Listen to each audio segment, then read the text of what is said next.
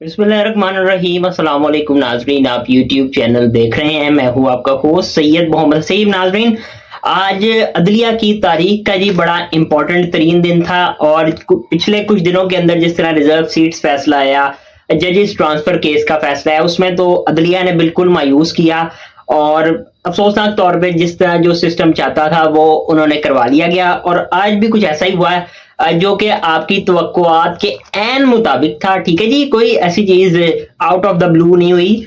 तो basically high court के अंदर जो जजेस हैं, पहले मैं उसकी खबर जो है वो आपको सुना दूं और उसके बाद इसको ब्रेक डाउन जो है वो करते हैं, स्पेशली इस्लामाबाद हाई कोर्ट के जिसे कहते हैं पर्सपेक्टिव से। और सबसे पहले जी जो जुनैद गफार साहब हैं, जस्टिस जुनैद गफार, इनको जी chief justice Sindh high court जो है वो तैनात कर दिया गया। सिंध हाई कोर्ट में ऑब्वियसली पीपल्स पार्टी अपने जाले जो जजेस हैं उनको भर्ती कराना चाहती है, तो वहां पे उनकी मर्जी के बगैर तो कुछ नहीं हो रहा। ठीक है जी। और उसके बाद जनाब अली जो जस्टिस रोजी खान है, इनको जी chief justice Balochistan high court लगाया गया। यहाँ से हाशिम काकड़ साहब आए थे, ये वैकेंसी खाली हुई थी। और उसके बाद जो है पेशावर हाई कोर्ट के chief justice justice Atiq Shah जो है इनको लगा दिया गया। और एक और भी जज साहब जो हैं जिसके बारे में यही अफरीदी भी कह रहे थे कि अगर ये दोनों जजेस सीनियर उठ के ना जाते तो जी मैं हम उनको लगा लेते और उनको बना देते, ये कर देते वो कर देते, वो कभी भी ना बनते, क्योंकि वो जो है वो इस निज़ाम को बिल्कुल भी अच्छे नहीं लगते। ठीक है जी। तो इस निज़ाम को जो अच्छा नहीं लगेगा उसका जो है वो खुडेला ही नहीं लगेगा, उसकी हालत जस्टिस मंसूर अली शाह वाली होगी, जस्टिस मुनीब अख्तर वाली होगी। ठीक है जी। तो ये मामला है। और उसके बाद जो सबसे अहम तरीन रहा था और वो ये था कि इस्लामाबाद हाई कोर्ट का परमानेंट चीफ जस्टिस कौन है। पहले ही सारे जानते थे कि जस्टिस सरफराज डोगर साहब को लाया इसलिए गया था कि उनको चीफ जस्टिस बना दिया जाए। तो अल्हम्दुलिल्लाह वो मार्का जो है वो पूरा कर लिया। आज हुकूमत ने जो उनकी ड्यूटी किसी ने लगाई थी वो पूरी हो गई है और 9 वोट्स जनाब अली पड़े हैं ये जस्टिस सरफराज डोगर साहब को। और 2 वोट जो है वो मैं समझता हूँ कि बहुत इंपॉर्टेंट थे और यही डिसासिव साबित हुए हैं। बेसिकली जस्टिस मोहसिन कियानी साहब जो हैं उनको 2 वोट पड़े हैं और वो 2 सीनियर जजेस, सीनियर प्यून जज जस्टिस सैयद मंसूर अली शाह साहब और जस्टिस मुनीब अख्तर जो हैं इनका वोट डला। इनका सीनियरिटी पे अपना एक व्यू है तो इन्होंने तो वोट इन्हें ही दिया, कियानी साहब को। और जो जस्टिस मियां गुल हसन औरंगजेब हैं इनको जी 4 वोट पड़े हैं। पीटीआई के 2 लोगों ने, याहिया अफरीदी साहब ने और इस्लामाबाद बार के जो नुमाइंदे हैं उन्होंने बेसिकली इन्हें वोट दिया। लेकिन डोगर साहब जो है माशाल्लाह उनको 9 वोट पड़े और पढ़ने भी चाहिए थे, क्योंकि डोगर साहब ने इस निज़ाम को किसी तरीके से मायूस नहीं किया। ठीक है जी। उससे शायद ज्यादा ही डिलीवर किया हो जो हुकूमत और कुछ और लोग जो है वो चाह रहे थे, उससे ज्यादा ही सरफराज डोगर साहब ने अभी तक डिलीवर किया ना। लापता अफराद के केसेस लग रहे हैं, 4 महीने हो गए हैं वो केस नहीं लग रहा। इमरान खान साहब की तोशाखाना 2 में परियत की दरखास्तें थी वो भी उधर की उधर ही पड़ी हुई हैं। ठीक है जी। और 6 महीने से ज्यादा हो गए हैं, उस पर मजीद दलाइल मांगे गए थे, आज तक वो केस नहीं दोबारा लग सका। और उसके बाद इमरान खान साहब की जो सजा मुअत्तली की दरखास्तें हैं वो भी जिसे कहते हैं बस कोने खुदरे में फेंकी हुई हैं, उसके ऊपर भी अभी तक कुछ नहीं हो सका। तो बहुत ही बेहतरीन तरीके से उन्होंने जो परफॉर्मेंस अपनी दी है तो ये तो बनता था। और स्पेशली जस्टिस अमीनुद्दीन खान साहब जो हैं जनाब अली, वो तो जाहिर है हुकूमत के साथ ही चल रहे हैं, आजकल आईनी बेंच के सरबराह भी हैं और कहा जाता है कि एशिया का सबसे बड़ा आईनी दिमाग है वो और ये सब कुछ है। तो उन्होंने ऑब्वियसली वोट दिया इस कार्य खैर में, जिसे कहते हैं कौमी फरीजा जो अदा करना था उसमें वो कैसे पीछे रह जाते, तो उन्होंने दिया। और जो दूसरे जनाबे अली थे जो कि बहुत ज्यादा जो है वो बनते थे असूल पसंद, और आज उनकी असूल पसंदी भी चंद करोड़ रुपए की मुराद पे खत्म हो गई, वो है जस्टिस रिटायर्ड शौकत सदीकी साहब। ठीक है जी। ये इस वक्त हुकूमत से एक ओहदा भी लिया हो, यानी एक हुकूमत के मुलाजिम है ये। ठीक है जी। और एक रिटायर्ड जज बन के भी बैठे हुए हैं। तो रिटायर्ड जज तो इसलिए होता है कि इस्लामाबाद हाई कोर्ट में बेहतर तरीके से वो करता है, लेकिन उन्होंने माशाल्लाह इस्लामाबाद हाई कोर्ट का बेड़ा गर्क करने में अपना किरदार अदा किया है। और अगर इनमें से कोई एक जज भी जो है वो पीछे हट जाता, जस्टिस अमीनुद्दीन या जस्टिस शौकत सदीकी अगर हट जाते तो कम से कम ये ना हो पाता और जस्टिस सरफराज डोगर ना बन पाते अभी।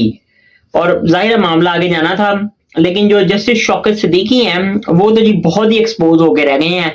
इतना उन्होंने स्टैंस लिया जनरल फैज हमीद, जनरल बाजवा के खिलाफ, और अब बस कुछ करोड़ रुपए की मुरादें मिल गई हैं, कुछ उनको अकोमोडेट कर दिया गया, तो आप सत्य खैर हैं जो जुडिशियल मैनिपुलेशन की वो बातें करते थे वो जी अब होती रहे, उनकी बला से उनको क्या लगे, उनको तो पैसे आ रहे हैं ना। तो ये बस इतनी ही माशाल्लाह जद्दोजहद जो है वो की जा सकती थी और वही उन्होंने की है। भाई अगर आपने नहीं भी करनी थी चले आप ना बैठते, इसमें मना कर देते, एब्सटेन कर देते, कुछ कर रहे थे, लेकिन उन्होंने इस कार्य खैर में हिस्सा डाला। और एक जज साहब जो हैं जिन्होंने वोट कास्ट नहीं किया है वो है जस्टिस जमाल मंदोखेल साहब। उसकी वजह ये है कि अब ये मामला ऑलरेडी अपील की स्टेज पे आ चुका है और मोस्ट प्रोबेबली इसके अंदर बेंच बन भी जाएगा, और बन पता नहीं अभी बनना तो नहीं है, शायद यहाँ बन जाएगा जल्दी ही। तो जस्टिस जमाल मंदोखेल जो है उसकी सरबराही करते आपको नजर आएंगे। ये वैसे रूल जस्टिस अमीनुद्दीन साहब पे भी अप्लाई होना चाहिए था, लेकिन जाहिर है उन्होंने तो अब नहीं करना ना। और जस्टिस जमाल मंदोखेल के भी एब्सटेन करने के पीछे मुझे एक कैलकुलेटेड मूव नजर आती है, क्योंकि जस्टिस जमाल मंदोखेल भी इस सिस्टम के खिलाफ कभी नहीं जाते, वो भी बेनिफिशियरी है। और उन्होंने जो है वो सिर्फ इस हद तक चले जाते हैं कि वोट अगर पूरे हैं तो फिर वो दूसरी जो जिसे कहते हैं कश्ती की तरफ छलांग मारते हैं, वरना नहीं करते। ठीक है जी, इससे पहले भी उन्होंने ये काम किया। और अगर जस्टिस जमाल मंदोखेल भी आज वोट कास्ट कर देते तो इनकी राय भी सामने आ जाती। और ये दो जो जजेस हैं, जस्टिस अमीनुद्दीन और जस्टिस जमाल मंदोखेल, ये आईनी बेंच का भी हिस्सा है, तो ऑब्वियसली ये तो नहीं बैठ सकते फिर उसके अंदर अपनी राय अगर देते। तो वो जो बेंच है सीनियरिटी के बेसिस पे अगर आप देखें तो 5 से बड़ा बेंच बनना है। ठीक है जी, और 10 जजेस जो हैं वो पीछे रह चुके हैं, 15 हैं, 5 ने पहले फैसला दे दिया, वो नहीं सुन सकते। आमिर फारूक साहब वो नीचे से फैसला करके हैं, वो भी नहीं सुन सकते। और ऑब्वियसली ये दो जुडिशियल कमीशन के मेंबरान भी अगर राय देते तो ये भी ना सुन पाते, तो 7 रुकनी बेंच ही पीछे रह जाता और वो जस्टिस आयशा मलिक की सरबराही में आ जाना था। तो वो तो ऑब्वियसली कोई पसंद नहीं करेगा ना ये करना, ना हुकूमत अफोर्ड कर सकती है और ना ये जजेस जो हैं ये अफोर्ड कर सकते हैं। तो इसलिए मुझे नजर आता है कि जमाल मंदोखेल साहब ने बेहतर यही समझा कि मैं एब्सटेन कर दूं, अब ये केस खैर लगेगा तो पता चल जाएगा। और ये जी इस वक्त हालत है, और अब इंसाफ के ऊपर तो आप बस कलमा शलमा ही पढ़ लें, वो मिलता हुआ तो कोई दिखाई नहीं दे रहा है। तो बहरहाल जी ये इस वक्त की हालत है, और इस सब के जो सबसे बड़े जिम्मेदार हैं ऑब्वियसली वो चीफ जस्टिस याहिया अफरीदी हैं। और उसकी वजह ये है कि जो चीफ जस्टिस साहब हैं ये उन्हीं की कंसेंट से आए हैं ना, वो अगर मना कर देते कि ये ट्रांसफर नहीं हो सकती तो फिर ना होती। और सीनियरिटी के ऊपर तो वो एक व्यू ले रहे हैं, लेकिन उनको नहीं पता था ट्रांसफर किस वजह से किया जा रहा है। इतना तो जाहिर है मैं जानता हूँ, आप जानते हैं, तो चीफ जस्टिस साहब को नहीं पता होगा। तो बस जी, और आगे से वो तो बल्कि ये कहते थे कि रिजॉइस करें इसे, ठीक है जी, खुशियां मनाएं। तो अदलिया की जो इस वक्त जो साख हो गई है और जो अदलिया की आज़ादी की हालत हो गई है, इसके ऊपर अब क्या खुशी मनाई जाए। तो बहरहाल जी ये मामला है। और उसके बाद हुकूमत ने जी पेट्रोल बम जो है वो लोगों के ऊपर गिराया है, और माशाल्लाह अगले महीने का तोहफा आपको मिल चुका है। और 10 रुपए और 3.9 जो है वो डीजल बढ़ा है, यानी 10 रुपए तकरीबन 40 पैसे, और 8 रुपए 36 पैसे जो है वो पेट्रोल की कीमत में इजाफा किया गया है। शहबाज शरीफ साहब की एक ट्वीट में देख रहा था, बड़ी वायरल है इंटरनेट के ऊपर, जिसमें 1 रुपए को 71 पैसे इमरान खान साहब की गवर्नमेंट ने इंक्रीज किया था। तो उस पर शहबाज शरीफ साहब कह रहे थे कि जी हुकूमत को शर्म आनी चाहिए, और इनका दिल नहीं दहलता तो पता नहीं क्या नहीं होता। और माशाल्लाह अब उन्होंने 8 रुपए जो है वो बढ़ा दिया। तो इस किस्म के कारनामे नहीं करने चाहिए, ये इंटरनेशनल मार्केट के साथ इसकी कीमत जो है वो होती है, हुकूमत ने कोई अपनी जेब से नहीं करने होते। तो डायलॉग बाजी जो है वो नहीं करनी चाहिए, बाद में आपके आगे ही आती है। और उसके बाद जनाब अली इमरान खान साहब का जो तोशाखाना 2 केस है उसकी समाअत तो हो ही नहीं रही है अल्हम्दुलिल्लाह, और वो इमरान खान साहब की मुलाकातों को काटेल करने के लिए और ये सब कुछ जो है वो किया जाता है।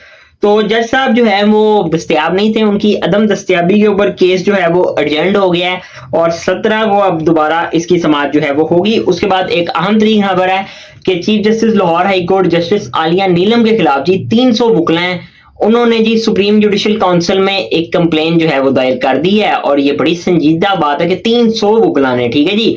और जस्टिस आलिया नीलम का भी इस वक्त जो कंडक्टर है, और जाहिर है उन्हीं की कंसेंट से ये जस्टिस सरफराज डोगर आए हैं, वो भी पूछती ना कि इनको ही क्यों लेके जाना, किसी और को क्यों नहीं लेके जाना, वजह क्या है।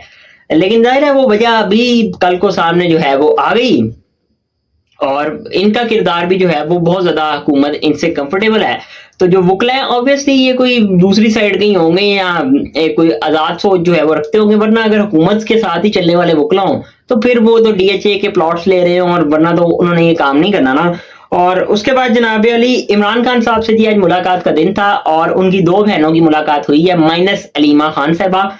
15 मिनट की मुलाकात जी इनकी बहनों की हुई है, और वकील साहब के साथ 1.5 मिनट की मुलाकात हुई है। माशाल्लाह टोटल 17.5 मिनट की मुलाकात जो है वो इमरान खान साहब की हुई है। तो इतनी ज्यादा मुलाकात जो है वो हो गई है, पता नहीं इमरान खान साहब ने कौन कौन से राज बता दिए होंगे। लेकिन बहरहाल मुलाकात तो हुई है, और जो ऐलान किया गया वो ये है जी कि 10 मुहर्रम के बाद, आशूरा के बाद जो है इमरान खान साहब ने कहा है कि हम तहरीक का आगाज करेंगे। और ये पूरे मुल्क में आहिस्ता आहिस्ता फैलेगी। तो तहरीक तो जी पता नहीं चलती है या नहीं चलती, तारीख पे तारीख खान साहब इस वक्त दे रहे हैं। और जो उनकी इस वक्त पार्टी की हालत है वो तहरीक चलाने की पोजीशन में तो मुझे बिल्कुल नजर नहीं आती है। लेकिन बहरहाल इमरान खान साहब वो खुद तो डटे हुए हैं और उनका वोट बैंक भी बिल्कुल कायम दायम है। लेकिन फिलहाल जो है वो इस वक्त उस वोट बैंक का कोई फायदा इमरान खान साहब को नहीं हो पा रहा, क्योंकि जब तक वो खुद बाहर नहीं आते तो फिर क्या जो है वो चीजें हो रही हैं। तो हुकूमत तो जी बिल्कुल कंफर्टेबल है, आज भी उन्होंने एक मार्का पूरा कर लिया है, आने वाले वक्त में भी 27वीं तरमीम भी आ जाएगी, वो भी पास हो जाएगी। तो बहरहाल ये अब तक की अपडेट्स हैं। अपना बहुत ज्यादा ख्याल रखिएगा, अपने इस चैनल का भी। अल्लाह हाफ़िज़।